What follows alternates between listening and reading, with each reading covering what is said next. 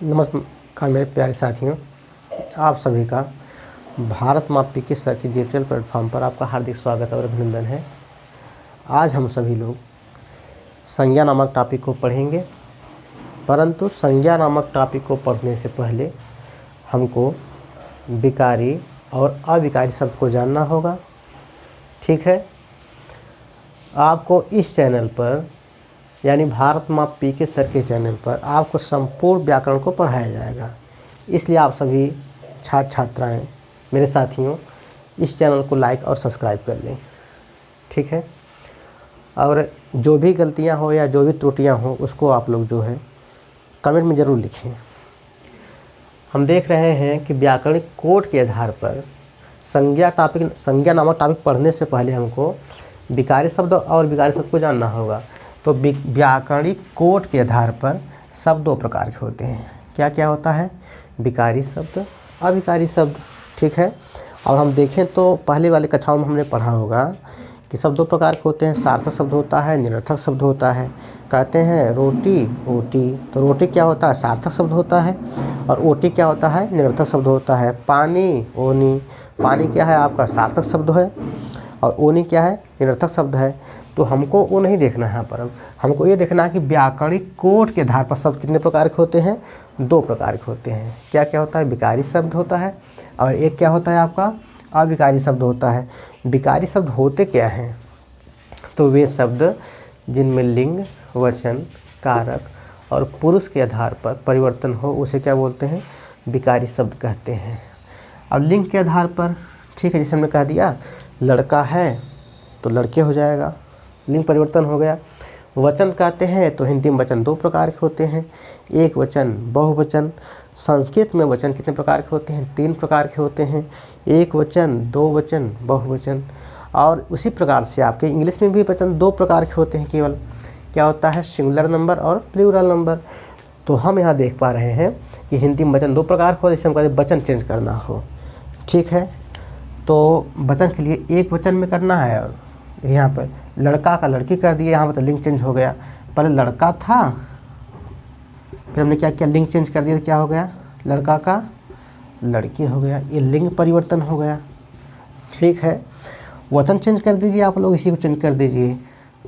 लड़का एक वचन में है,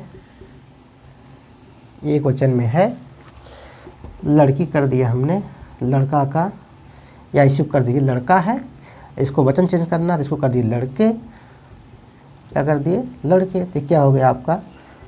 बहुवचन हो गया। लड़का का हमने लड़की कर दिया तो लिंग चेंज हो गया। लड़का क्या है? एक वचन में है, लड़के क्या हो गया? बहुवचन में, तो वचन चेंज हो जाए। और क्या हो जाए? कारक, बालक ने पुस्तक पढ़ी। ठीक है ना, बालक ने, प्रथमा कर्ता ने। ठीक है, और पुरुष के आधार पर, पुरुष यानी जानते हैं आप लोग, पुरुष में कह दिया मैंने, पुरुष में जैसे मैं पढ़ता हूँ। क्या? मैं पढ़ता हूँ, मैं पढ़ता हूँ। उत्तम पुरुष है। क्या है? उत्तम पुरुष। तुम पढ़ते हो, तुम पढ़ते हो। मध्यम पुरुष। वह पढ़ता है।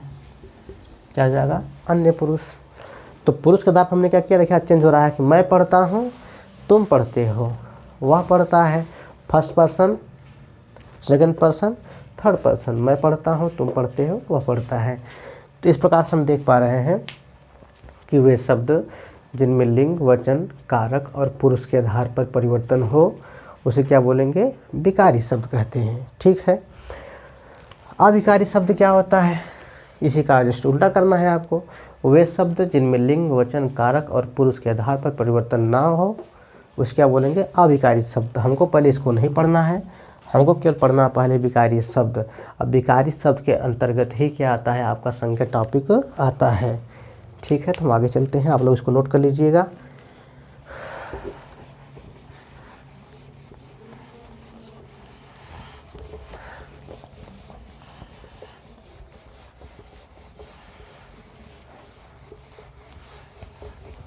अब हम लोग देखते हैं, जो कहीं भी दिक्कत हो तो आप लोग कमेंट में ज़रूर लिखिएगा। नीचे कोई भी समस्या तो कमेंट में ज़रूर लिखिएगा ताकि हम समझ पाएँ अब देखिए, लिखिए आप लोग विकारी शब्द के प्रकार। तो इसमें आप देखिए 4 प्रकार, कितने हो गए? 4 प्रकार। तो आपको इसी में आता है संज्ञा, संज्ञा, ठीक है, संज्ञा, सर्वनाम, और क्या? विशेषण, और क्या? क्रिया। विकारी शब्द के प्रकार 4 जो माने गए, संज्ञा, सर्वनाम, विशेषण, क्रिया। अब हमको क्या पढ़ना इसमें है? संज्ञा नामक टॉपिक को पढ़ना है। तो अब हम लोग क्या पढ़ते हैं? संज्ञा नामक टॉपिक को पढ़ते हैं।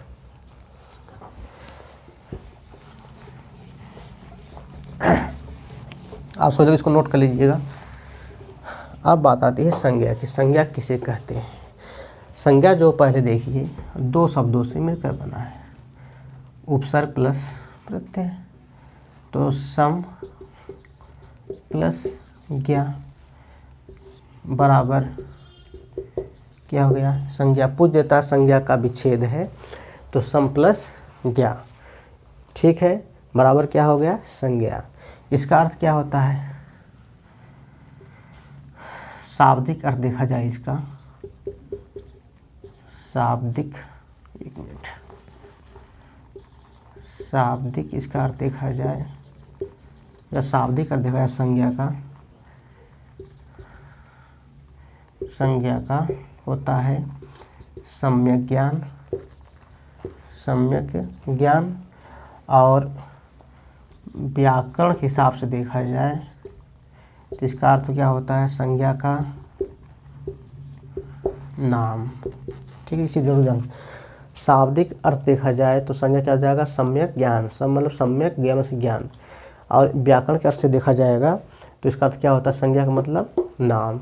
इसको आप ये भी कह सकते हैं, संज्ञा को कह सकते हैं अच्छी प्रकार से जानना या भली प्रकार से जानना, ये संज्ञा का भी अर्थ होता है। तो 2 आपने समझा, संज्ञा का तोड़ दिया गया, तो सम प्लस ज्ञा बराबर संज्ञा। इसका अर्थ क्या होता है? शाब्दिक अर्थ के हिसाब से देखा जाए तो संज्ञा का हो गया सम्यक ज्ञान। अब व्याकरण के हिसाब से देखा जाएगा तो जाएगा संज्ञा का अर्थ क्या जाएगा? नाम। अब हम लोग देखते हैं कि संज्ञा की डिफिनेशन यानी परिभाषा। आपने इसको नोट कर लीजिएगा। संज्ञा की परिभाषा लिखिए आप लोग, किसी व्यक्ति, वस्तु, स्थान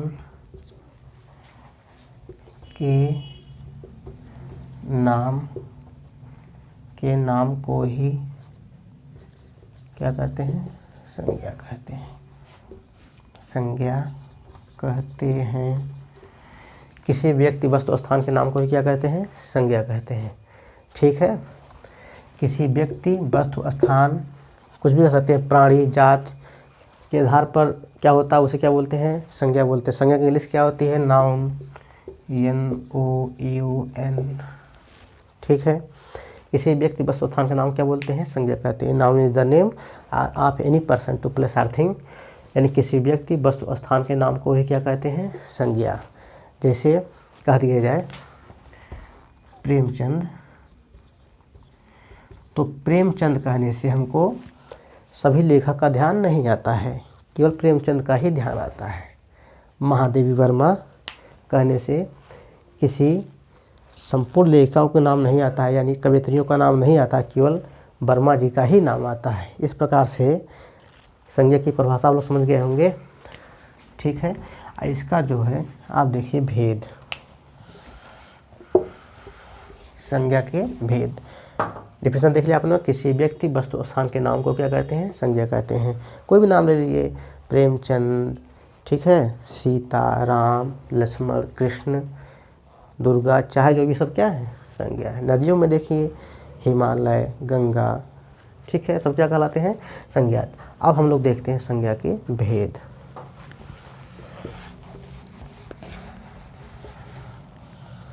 संज्ञा के भेद, संज्ञा के भेद। इसके 3 भेद माने गए। कामता प्रसाद गुरु, किशोरीदास वाजपेयी और क्या नाम उनका है, चलिए ठीक है। तो ये जो महान हमारे जो कामता प्रसाद गुरु जी हैं, उन्हें हिंदी का उन्हें व्याकरण का, ठीक है, हिंदी का उन्हें पाणिनि कहा जाता है। किसको? कामता प्रसाद गुरु को। तो ये सब मिलकर क्या होता है, उनको सर्वमान्य मत ही है कि संज्ञा कितने भेद हैं? 3 भेद हैं। कौन कौन है? व्यक्तिवाचक संज्ञा, जातिवाचक संज्ञा, ठीक है, भाववाचक संज्ञा, ठीक है। कामता प्रसाद गुरु, किशोरीदास वाजपेयी और तो ये जो है हमारे, ठीक है, हिंदी के जो विद्वानों का जो मत है वो 3 ही माने हैं, ठीक है ना, व्यक्तिवाचक, जातवाचक और क्या, भाववाचक। और जात के 2 पार्ट और हो जाते हैं,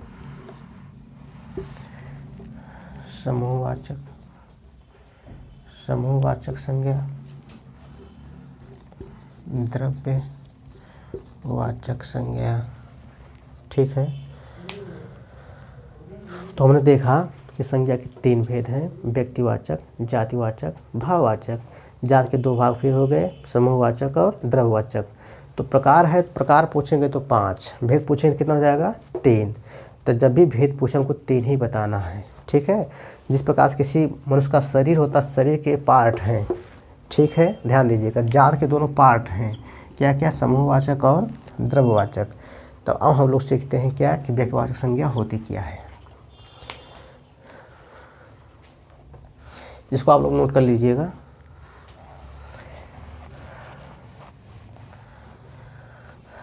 मिटा दें।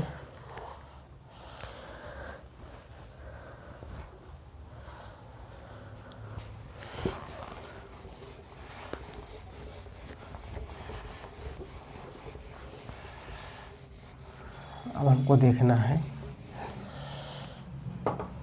व्यक्तिवाचक संज्ञा।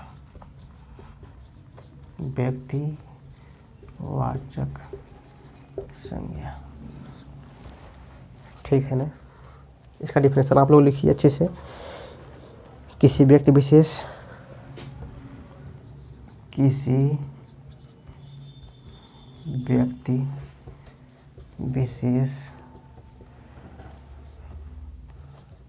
प्राणी विशेष, किसी व्यक्ति विशेष, प्राणी विशेष, स्थान विशेष, किसी व्यक्ति विशेष, प्राणी विशेष, स्थान विशेष,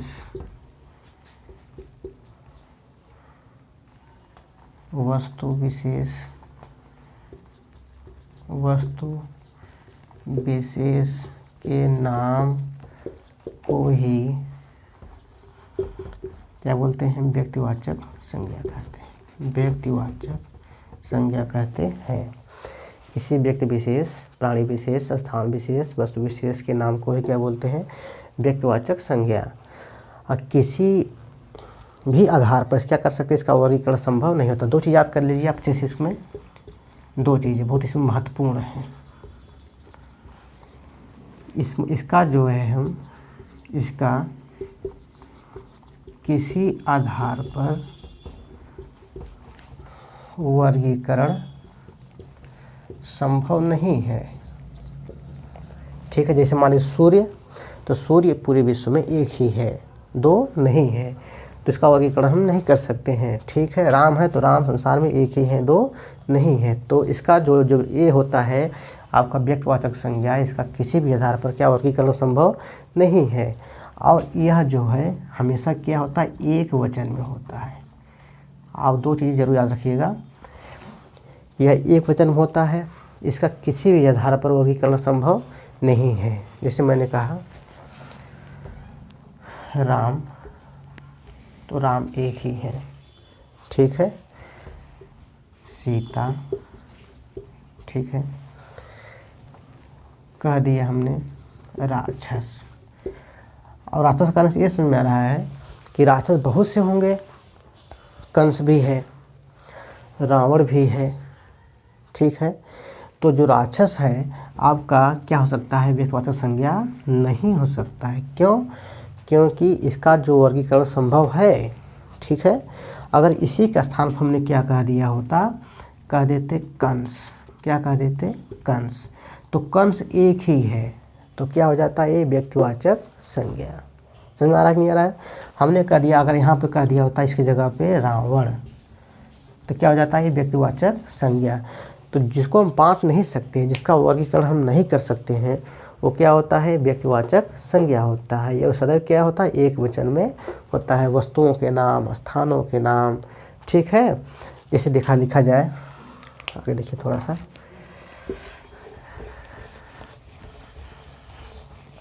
हमने कह दिया देवी, तो देवी का से स्पष्ट हो रहा है कि देवियाँ बहुत से होंगी, एक ही देवी तो है नहीं। दुर्गा जी ना, दुर्गा जी, देखिए दुर्गा जो है शब्द है वह एक ही है, दुर्गा जी। तो दुर्गा क्या हो जाएगा, आपका व्यक्तिवाचक संज्ञा। लेकिन देवी जो है आपका व्यक्तिवाचक संज्ञा नहीं है, क्योंकि इसका वर्गीकरण संभव है। अच्छा, हमने कह दिया सरस्वती। अब बताइए ये क्या हो जाएगा, ये हो जाएगा व्यक्तिवाचक। क्यों? कि सरस्वती एक ही है, दो नहीं है, क्योंकि इसका वर्गीकरण संभव नहीं है। लेकिन देवी का वर्गीकरण संभव है। देवियों में दुर्गा हो गई, सरस्वती हो गई, पार्वती हो गई, लक्ष्मी हो गई, ये सब क्या कराएंगी, तो देवियों में आ जाएंगी। राशि ने समझा दिया आप लोगों को।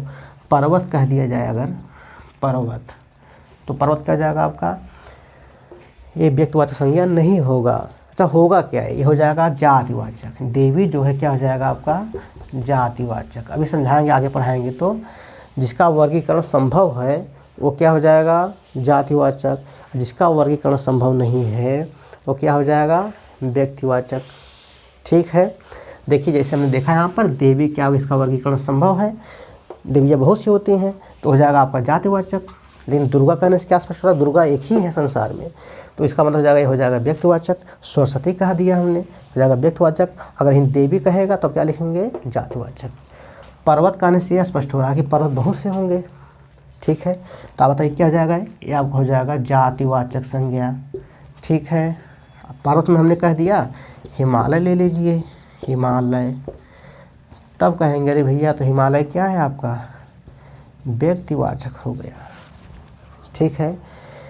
नदी ले लेते हैं, मान लीजिए, मिटाते थोड़ा, इसको मिटाते रहे, आप लोग नोट कर लीजिएगा। मान लिया जाए हमने ले लिया नदी। आपको दो चीज़ स्पष्ट हो रहा है, इसे हम दो पढ़ ले रहे हैं, इसे व्यक्तिवाचक भी पढ़ ले रहे हैं और जातवाचक भी पढ़ ले रहे हैं। मान लो हमने नदी कह दिया, तो नदी का आने से तात्पर्य हो रहा है कि नदियाँ बहुत सी हैं। तो ये बताइए क्या जाएगा, क्योंकि नदियों का वर्गीकरण संभव है। जब वर्गीकरण संभव है तो आप समझ रहे हैं, इस क्या हो जाएगा, जातिवाचक संज्ञा। अब नदियों हमने कह दिया, गंगा में कौन सी संज्ञा है, तो गंगा एक ही है, तो जाएगा व्यक्तिवाचक संज्ञा, ठीक है। गंगा, यमुना, यमुना क्या जाएगा, व्यक्तिवाचक संज्ञा, ठीक है। सरस्वती आपका, ये सब क्या है, हो जाएगा व्यक्तिवाचक संज्ञा। लेकिन नदी का निश्चय स्पष्ट हो रहा है कि नदियों का वर्गीकरण संभव है, परंतु गंगा का वर्गीकरण संभव नहीं है। इस प्रकार से हम देख रहे हैं, जिसका वर्गीकरण संभव नहीं हो और जो एक वचन में होता है वो होता है व्यक्तिवाचक संज्ञा, और जिसका वर्गीकरण संभव होता है वो क्या होता है, वो होता है व्यक्तिवाचक, ना होकर के क्या होता है, जातिवाचक संज्ञा। तो मेरे साथियों और मेरे छात्राओं, बस आज हम लोग इतना ही पढ़ेंगे। कल की वीडियो में आप लोगों को हम जो है जात पढ़ाएंगे एक बार पुनः, जाति, और जात में दो प्रकार आपके क्या है, समूहवाचक, ठीक है, द्रव्यवाचक, और एक बाद में पढ़ लेते हैं उसके लास्ट में जो है आपका क्या है, भाववाचक संज्ञा। बस आज इतना ही। यदि वीडियो आपको अच्छी लगी हो तो चैनल को लाइक और सब्सक्राइब जरूर करें। बस आज के लिए धन्यवाद।